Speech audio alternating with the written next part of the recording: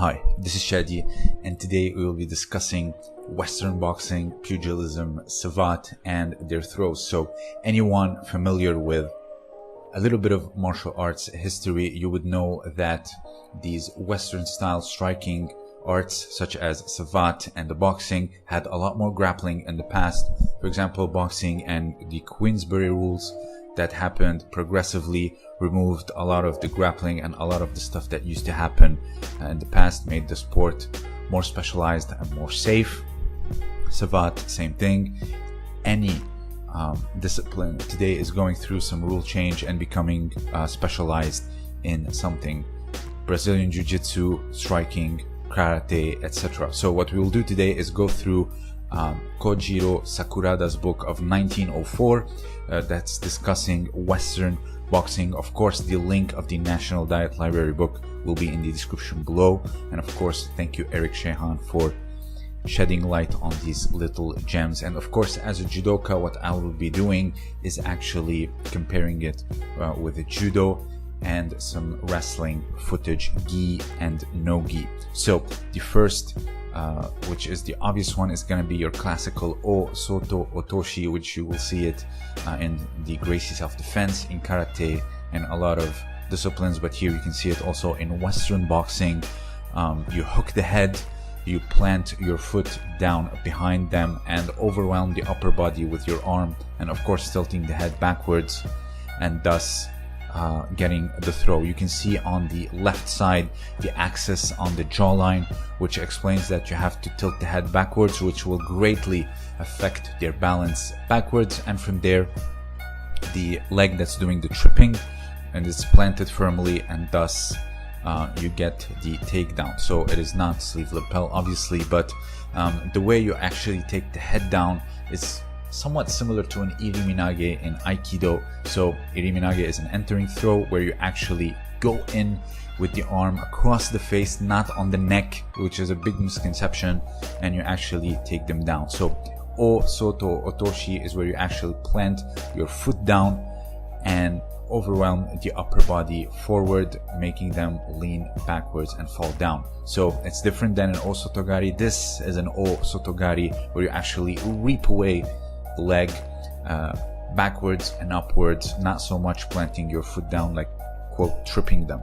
So the next one is, as you can actually imagine, if you can hook the arm or across the face and plant your foot behind them, you can actually turn the other way around and actually turn it to a turn throw, a hip toss wrapping around the head, what we call today koshi guruma, or in Greco-Roman wrestling, a head and arm throw. It is very organic, it is very effective, and it is very devastating regardless of the level, and you can see it in all styles of wrestling throughout the world, whether it's kushti, wrestling, boch, judo, of course.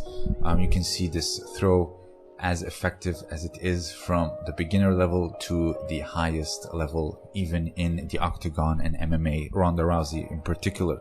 So koshi guruma is a throw that kids learn, but at the same time you can see it on the Olympic stage. So this is it. You basically pull them towards you, wrap the hand, load on the hips, and wheel them over your hips using the headlock to actually finish the throw. So it's not a hip toss per se, but the arm that's locking the head is doing a lot of the steering and a lot of the guiding, which is very important. It is called hip wheel because you're wheeling them over the hips. Here you can see Greco-Roman wrestling as well. Absolutely devastating and absolutely brilliant and aesthetically pleasing to watch.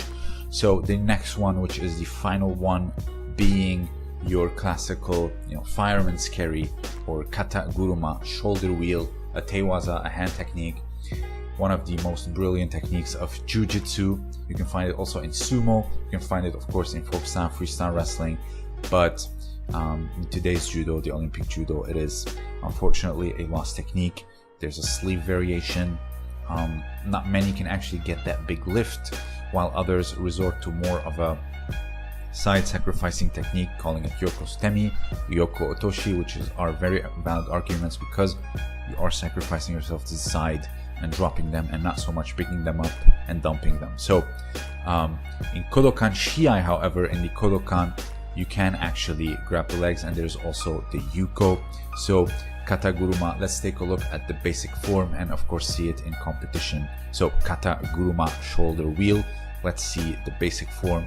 You pick up, pull the sleeve upward, creating kuzushi, and then hooking the leg, and of course lifting with your hips and your legs and dumping over your shoulders, wheeling them over your shoulders. Let's take a look at some old school judo and how amazing and devastating it used to be. So here you see that huge pickup and that dive. Look at this side, I don't know what you call this actually, but this is absolutely brilliant. This is against the legendary Winston Gordon, and yet look, this side dump. And of course in wrestling, in freestyle, you can see it, grabbing the leg, you can get that upward motion. Upward, you can actually also just wheel them like this, steamroll while gripping the leg. You can do a lot of acrobatic stuff with it. So it's really unfortunate that today's Olympic judo, this is not an option. But in Kodokan Shiai, in Kodokan where I'm training, we are actually doing this. When I grab the legs, when I go for the legs, no one is gonna be like, oh no, this is Shido, because there are competitions with a rule set where you can actually grip, like the Batsugan, not the one that I participated in. I did the Shodan Shiai, which is different. A lot of people commented, you know, you won the Batsugan. No, it was the Shodan Shiai. Batsugan is for the black belts only. So this is a topic that I wanted to tackle for a very long time, but pugilism, etc. I've done a video on Savat, but Western boxing in general, to talk about all these different styles. Obviously, they have different histories. The rule sets changed.